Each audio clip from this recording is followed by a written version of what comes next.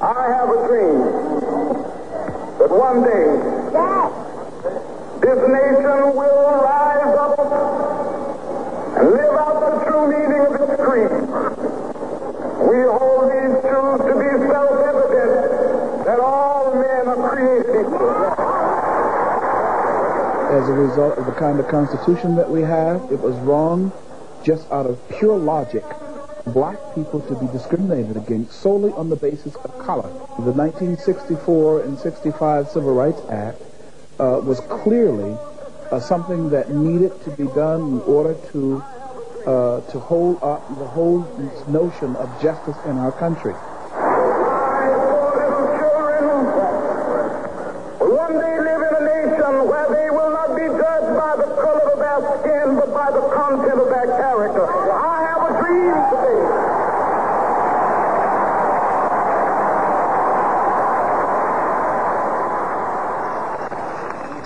Again, to paraphrase Dr. King, I may not get there with you, but someday we shall enter the promised land where men and women will not be judged by their sexual desires, but by the content of their character. Many failed to notice Mr. Kramer's substitution of the word sexual behavior for skin color, as he misquoted the Reverend Dr. Martin Luther King, Jr. on the steps of the U.S. Capitol. Thus began the 1993 March on Washington for lesbian, gay, bisexual, and transgender equal rights. The 1993 March on Washington for lesbian, gay, and bisexual equal rights and liberation comes 30 years after the 63 march that Dr. King immortalized with his I Have a Dream speech. And for us, this is a continuation of that civil rights struggle. Now homosexuals are using not only the language, but they are beginning to insist that the statutes, the laws, all of the advantages gained by civil rights leaders such as Martin Luther King be now applied to homosexuals.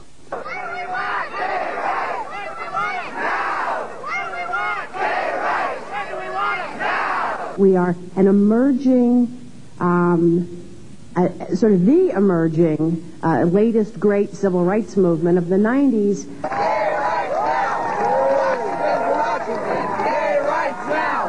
Currently, there is a movement in this country that threatens to undermine and belittle the entire civil rights effort of the 1960s.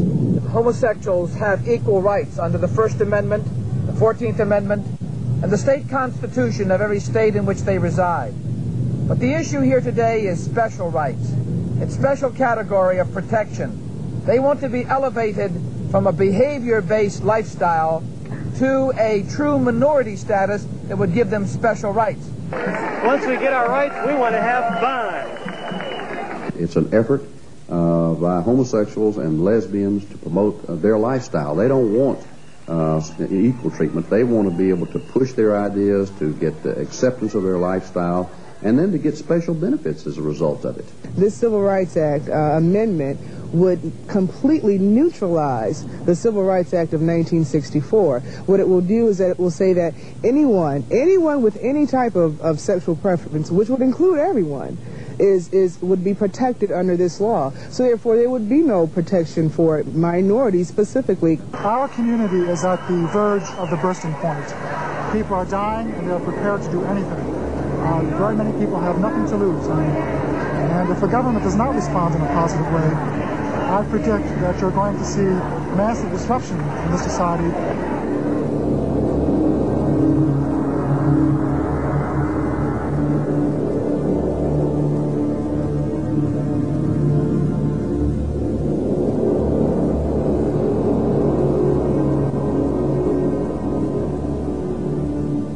According to the U.S. Supreme Court, any person seeking protected minority class status must satisfy 3 elements: immutable characteristics like race and gender, financial discrimination, and political weakness.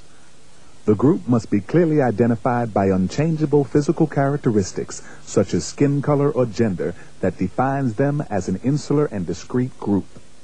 As a white male, I have no rights whatsoever other than what is shared with everybody else. We have granted certain rights to take care of past discrimination, invidious discrimination based on such things as race or on gender. But it seems to me that, again, these are benign characteristics having nothing to do with behavior. Minorities have come in and said, we resent the homosexual community comparing the skin color to that kind of lifestyle. The skin color is not something we could control, but homosexuality is a preference. It is something that can be dealt with, can be controlled. Homosexuality is a lifestyle, and the Hispanic community is an ethnic group. The Hispanic community does not want to be compared with homosexuals. Government has no business putting a stamp of approval on a behavior-based group, let alone elevated to full minority status. The high-handed attempt on the part of gay and lesbian movement to hijack the 1964 Civil Rights Act in order to try to give national credence to their moral lifestyle is an offense to black America. There are few people willing to stand up and rebut this whole notion that there is any kind of comparison to the sexuality of homosexuals and the skin tone of black people. It is a horrendous lie. Black people are not born choosing to be black. But homosexuals, on the other hand, despite what all of them seem to want to indicate to us, choose their homosexual lifestyles. The group must have suffered a history of discrimination resulting in the lack of ability to earn an average mean income, obtain an adequate education, or enjoy cultural opportunities. Compare these results of a nationwide survey reported in the Wall Street Journal between homosexuals and African Americans regarding average household incomes, percentage of college graduates, percentage of those holding professional managerial positions, percentage of those who have taken overseas vacations. Have either African Americans or homosexuals ever been denied the right to vote? Ever faced legal segregation? Ever denied access by law to public drinking fountains and restrooms? Ever denied by law access to businesses and restaurants? Their high income, their education, their current status in society compared to the mean or the median income in minority families today, it's just, there's no comparison. So for them to want protection under this law and to try to further beat down the minorities and further lessen their chances of equal protection and equal chances at jobs, I just think is ludicrous. If you look across America, homosexuals are not in conclaves as homeless people under bridges and in food lines waiting for things. These are high-income people who want to push their agenda. I think that it really flaunts and makes a mockery of other legitimate civil rights that people have worked for years. And to give this kind of recognition is going to undermine all kinds of laws that are already on the books, and it's going to hurt a lot of people that deserve these protections. The group must demonstrate that they are politically powerless. In the 1992 elections, the homosexual community claimed to have donated $3.4 million to Clinton's campaign and supplied many other campaigns with volunteers and contributions, making them one of the most financially powerful political forces today. Their political power was further evidenced by the appointment of militant lesbian activist Roberta Achtenberg as the nation's top fair housing official. The homosexual lobbyists, the homosexual groups in this country are well-funded, well-connected to powerful politicians. Well, we're a powerful voting force now. I think that we have a pretty solid role in the Democratic Party. We have friends in Congress. We have more support on Congress than non-supporters. There are many people that come out repeatedly. In the D.C. city government, all of the city council members have come out repeatedly in favor of gay rights. Homosexuality is defined as a behavior by the act of sex with members of the same sex. It does not qualify for minority status classification because behavior or conduct is irrelevant. As recently as 1986, the U.S. Supreme Court Chief Justice Burger ruled in Bowers v. Hartwick that, in constitutional terms, there is no such thing as a fundamental right to commit homosexual sodomy. Elevated civil rights status should not be granted to homosexuals any more than it's granted to any other group in our society where there has been no real reason for granting that status, and particularly in an area where a large percentage of the population regards such conduct to be immoral. No one should have special rights or privileges or minority status because of their sexual behavior. We don't have it for people who are polygamous. We don't have it for people who have affairs on their wives or husbands. The idea that the Founding Fathers or that our Constitution somehow enshrines within it civil rights or special human rights for interest groups or for behavior groups, homosexuals, whatever kind of behavior group you want to come up with. That's totally false, totally contrary to the understanding of the Fathers. Our intent is to see that everyone is treated fair and equal, and they are being treated equal under the law as a citizen of America. Right. But their behavior should not dictate special preference for them. This is a matter of good law versus bad law.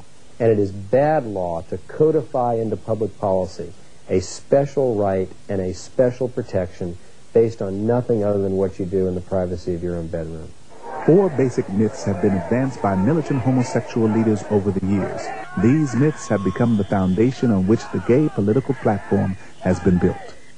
The already mentioned myth that homosexuality meets the qualifications of a minority, that 10% of the population is homosexual, that homosexuality is genetic, hormonal, or biological, and as a result, homosexuals cannot change and become heterosexual.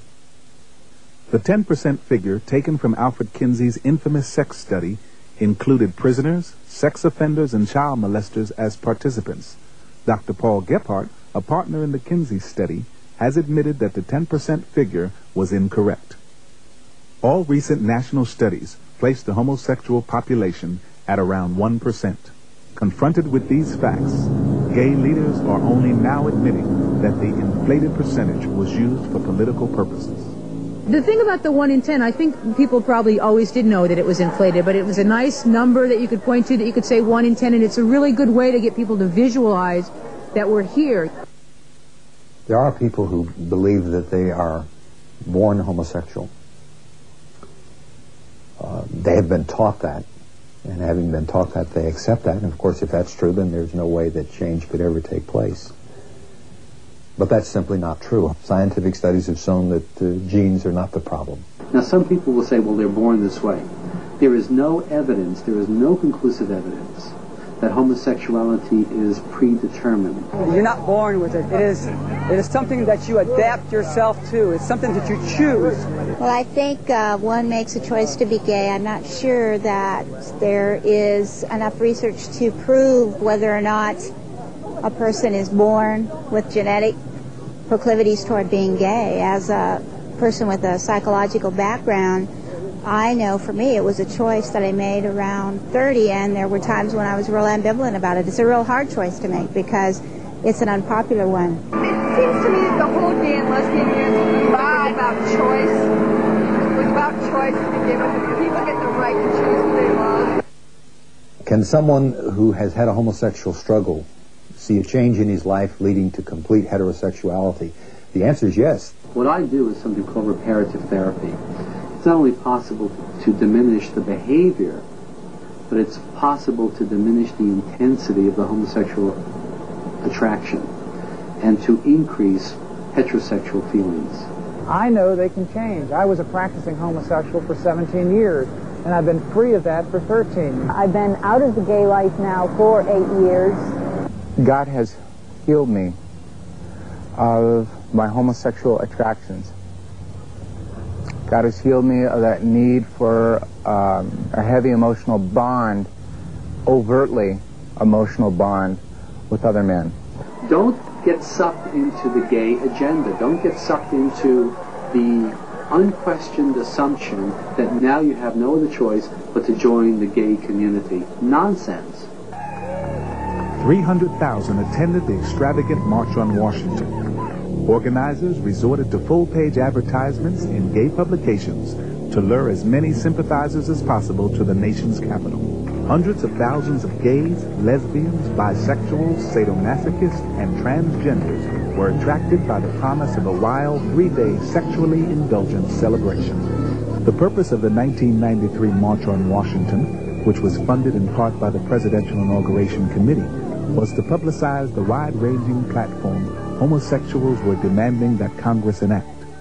There were 7 broad demands, encompassing 55 sub-demands for gays, lesbians, bisexuals, and transgenders. Demand number 1 repeals all sodomy laws and legalizes any and all forms of sexual expression. Age of consent laws would be changed to allow sex with youth, and dress code laws would be repealed, allowing all forms of dress or non-dress. We want an end to the sodomy laws in this country because they have nothing to do with life or living. I feel that they need to change the sodomy laws. This is what we're striving for, to change sodomy laws, to be able to show our sexuality in public. It's wrong that we have laws in America that criminalize sexual behavior, things like the age of consent law and sodomy repeal, and we're going to see that those laws will fall. Lowering the age limit may educate people and help people become more comfortable with themselves and allow them to grow. Demand number 2 diverts massive funds from the defense budget to cover AIDS patients' medical expenses. It calls for taxpayers to fund cosmetic sex change operations for transgenders and supply needles to IV drug addicts. Demand number 3 legalizes marriages between members of the same sex. Legal adoption, custody, and foster care would also be allowed within these new homosexual family structures. We have marriages just as other people have marriages, and we want to have the same kind of benefits from the federal government. Demand number 4 requires full inclusion of lesbians, gays, bisexuals, and transgenders in education, childcare, and school counseling programs. Demand number 5 requires that contraceptives and unrestricted abortion services be made available to all people, regardless of age.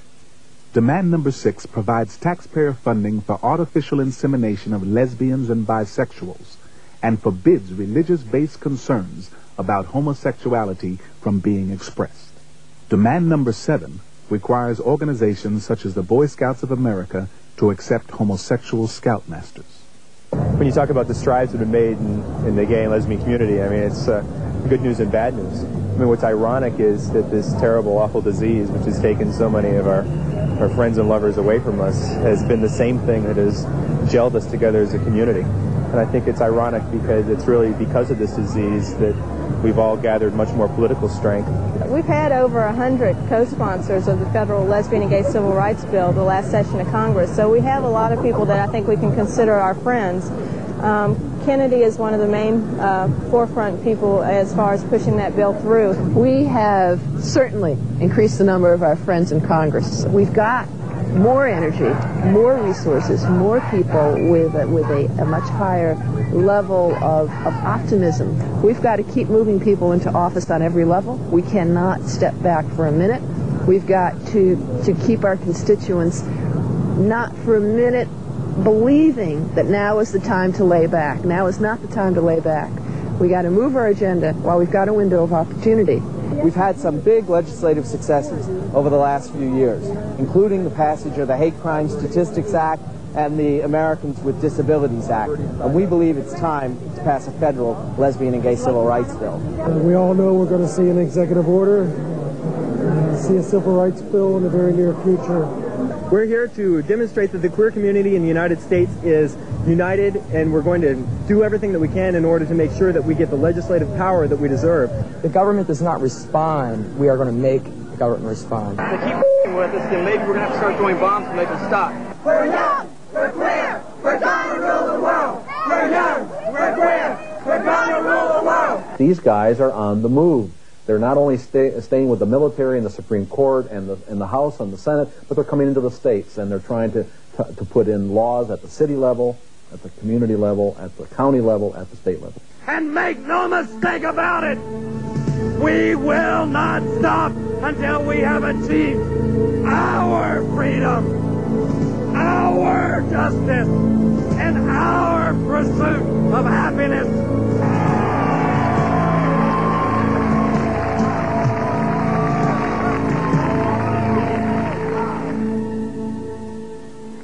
the first time in American history, a gay and lesbian inaugural ball was held in honor of the president's election.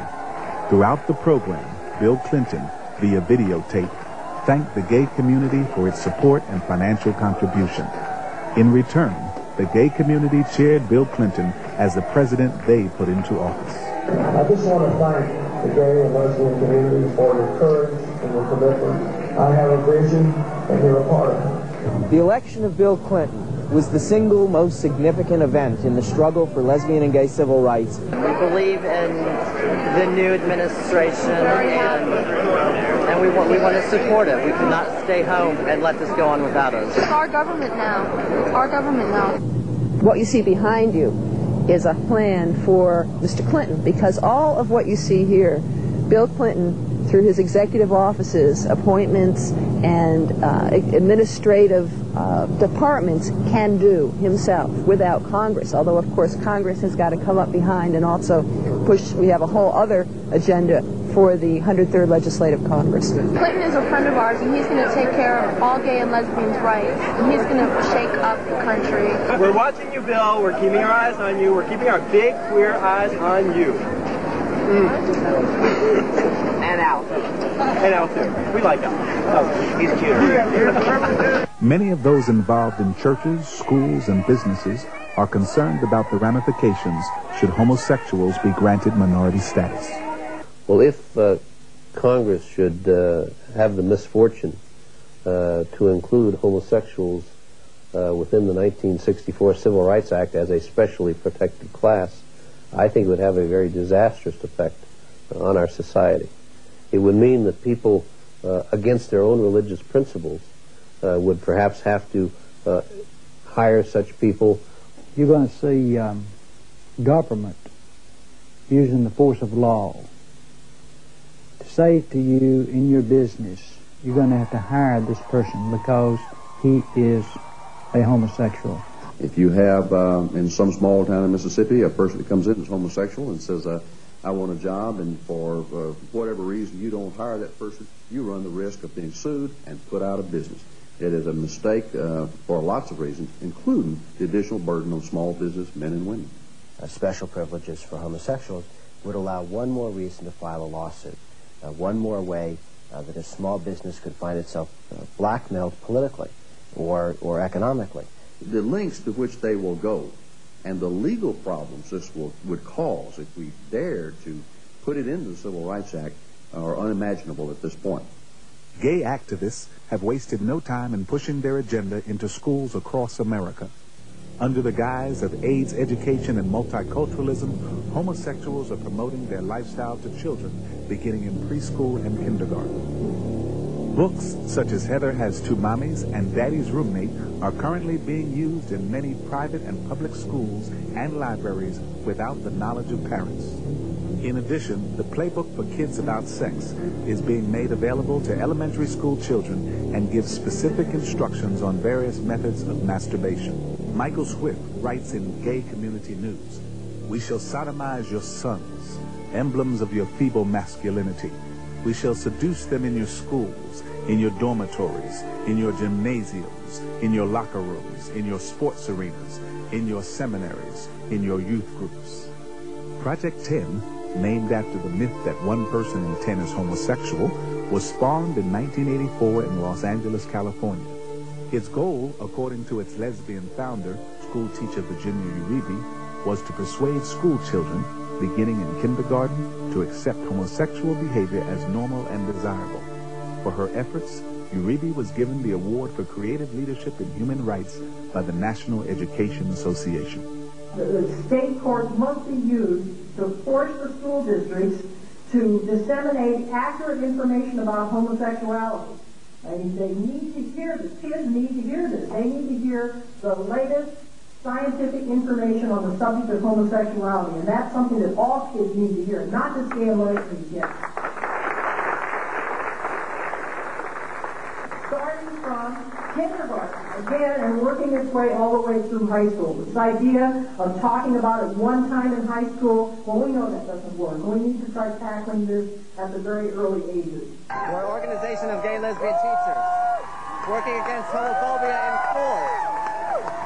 One of the things that sex education does in the public schools is to tell the kids that there is no difference between homosexual lifestyle and heterosexual lifestyle. The aim of that is basically to break down any type of what they would call prejudice against the homosexual lifestyle. So basically what Americans have to understand is that the agenda of the homosexual is aimed at the children. The young boys are so vulnerable to this because there's a period of time in their life, you know, when they like boys. I mean, they don't like girls. They want to stay with boys. And if you bring in the homosexual agenda into that educational type of system, the homosexuals are going to just say, well, of course you don't like girls. Well, you're one of us. And it is a serious, serious matter. I mean, people don't realize that we're going to lose thousands and thousands and thousands of good heterosexuals to the homosexual revolution. As a school board member, I'm extremely concerned that the homosexual activists across the United States are trying to use public schools and tax dollars to promote their agenda. What they are asking school boards across America to do is bypass the parents. I think the problem that I have with special rights legislation based on sexual preference is it takes the authority and the instruction of parents and undermines it systematically. I think that it shouldn't be the role of government to teach a child something else in school that is radically different than what they're learning at home. I'm very much behind the parents who do not think this is an appropriate kind of teaching for their children. This is not the kind of lesson we want to teach children in schools, particularly, I say this as former Secretary of Education, when our children are last in the industrialized world in math and science. The last thing we should be doing is fooling around with this kind of thing. They should be learning the basic skills. But on that part of the school's function, where it's to teach values, it must teach the values that parents want to be taught, not somebody's idea of what children should learn in order to be enlightened. We project the voice of freedom forward beyond ourselves to the youth of today and to the generations of tomorrow. We're here. We're gay. We're in the PTA. We're here. We're gay. We're in the PTA. This is war. As far as I'm concerned, there's no room for conscientious objectors. We have got to be involved in this war. Americans have to understand that this has been carefully orchestrated, it has been carefully carried out, and we are now in the stages of a lot of their agenda being brought to pass. And if the American people don't educate themselves and speak up against this issue, our children are going to be the losers. Do you understand, America, that 12% of the little boys and girls growing up today are going to be lesbians and gays, and they are not going to be called faggot and dyke and queer and sissy? We are going to save our children! The impact on the churches is going to be devastating. If a Sunday school teacher, youth director, or choir member declared they were homosexual, and the church asked them to resign, the church then would have a major lawsuit on its hands. The churches who refuse to perform homosexual marriages will lose their tax exemption because they have not complied with what the court has declared to be public policy. It redefines the family. No longer do we have a family consisting of mother and father, children. What you're going to have now is a family consisting of anybody who wants to shack up for a while for whatever reason. I think our definitions of marriages, of relationships, of families really need to be expanded. We need to acknowledge in a legal and social way the reality of the range of different relationships people have in our society. Men having relationships with men, women with women, men with women, triad, group marriages. I mean, I imagine if somebody, if everybody was all okay about it, 3 people would be all right. Love's what makes a family. There were some threesomes married today. Do you think that's right? Well, who's to say what's right and what's not right? I think that's what this whole thing is about. I can't impose my values on someone else. If it's right for them, then I think that's great. This is a movement that is mobilized, that has shown, while the right wing accuses us of being anti-family, has shown that we know We know incredibly well how to build family. This is Eliza. She's 2.5. We adopted her in Minnesota. And this is Lydia, who's 1, and we adopted her in China this fall. This is a family. This is the 4 of us. In fact, in the inaugural parade, we had a redefinition. President Clinton included a float, Families of America, I think it was. And 2 of the people were 2 lesbians. And the whole intent was to redefine family. Obviously, homosexuality strikes at the very root of the family, is ripping apart the very definition of family, destructive to family as we know it, and you bet your life. It's a total rejection of the basic building block of society.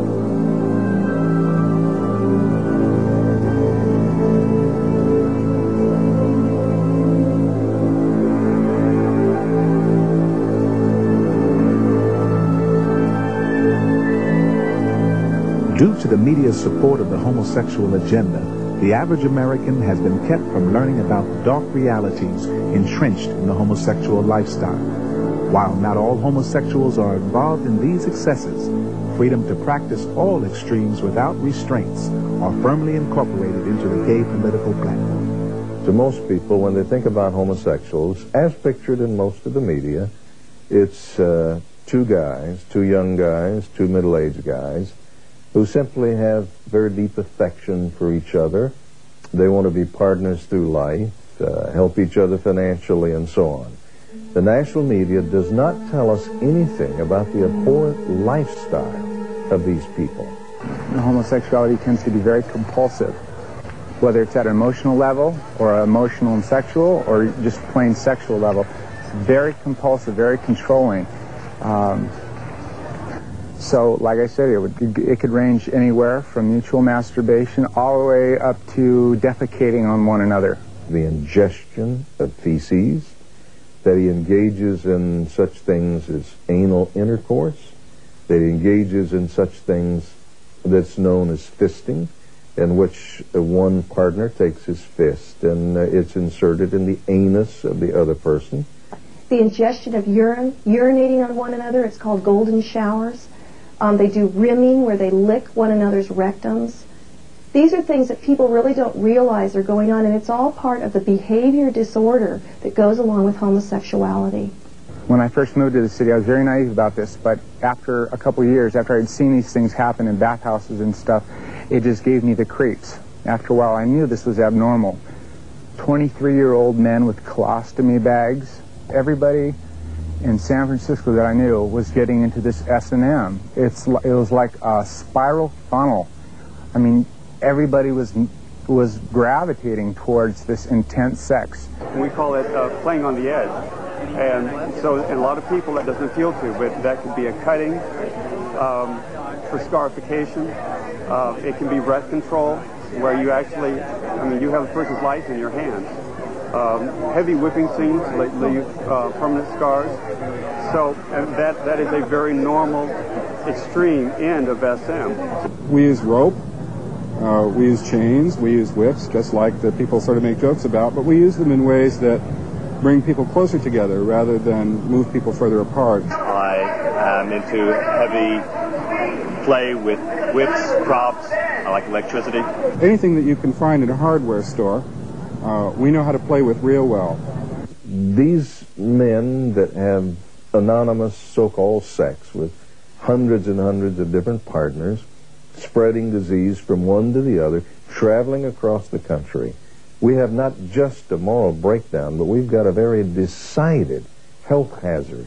I've had so many sexual partners that they're without number.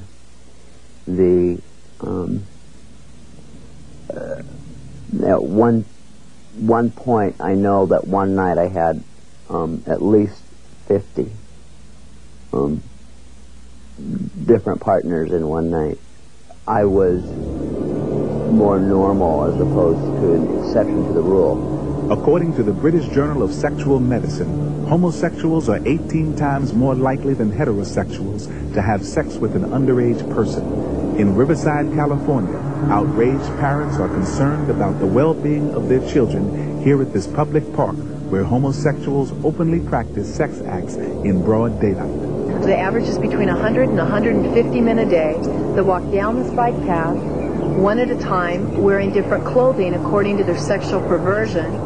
And they take the dirt paths off into the brush, they meet one another, and they do their sexual perversions right there in the open. They're in there for an average of 15 to 20 minutes. Then they come out one at a time, walk into the park with the children. I've seen them talking with the children. I've seen them approach children. If it was a heterosexual problem, it would be taken care of and it wouldn't be permitted.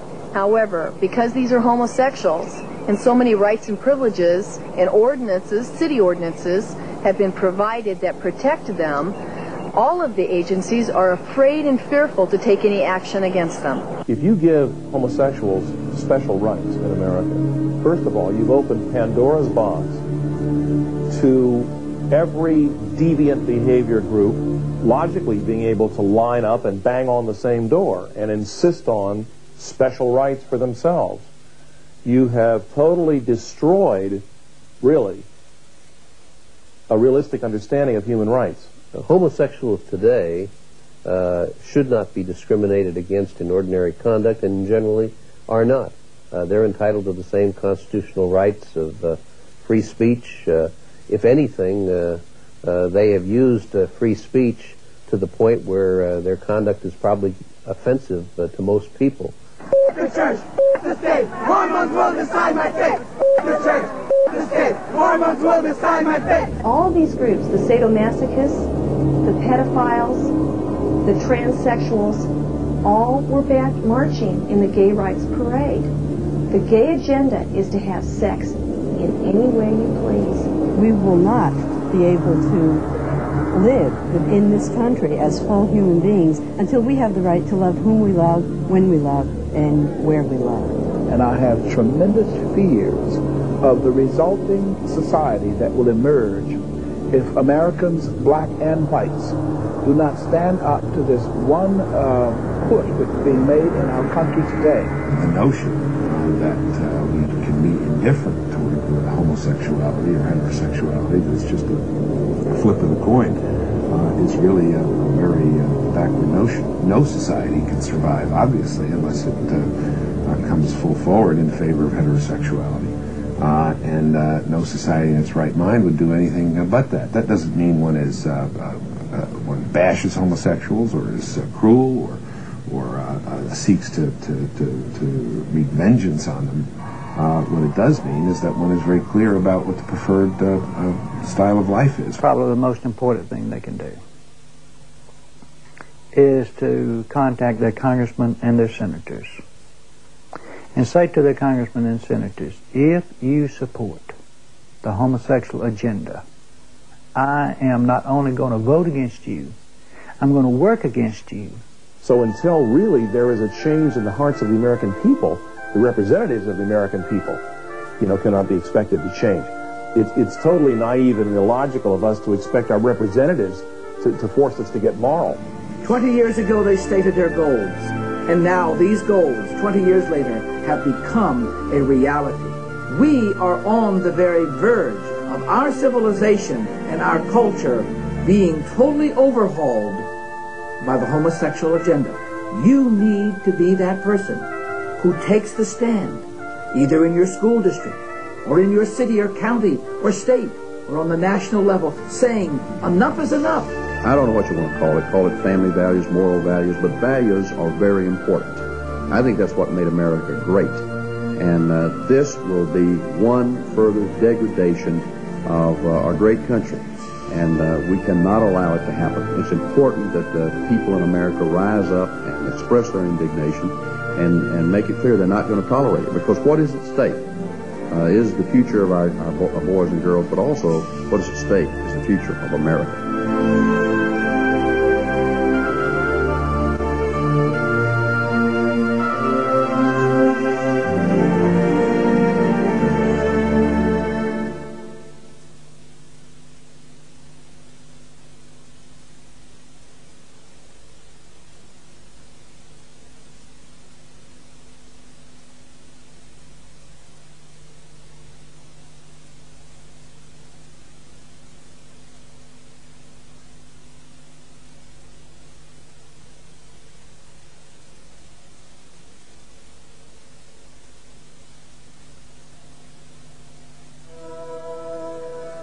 A combination of biblical accuracy in conjunction with hard-hitting facts has made Jeremiah Films a notable and powerful voice in today's Christian world.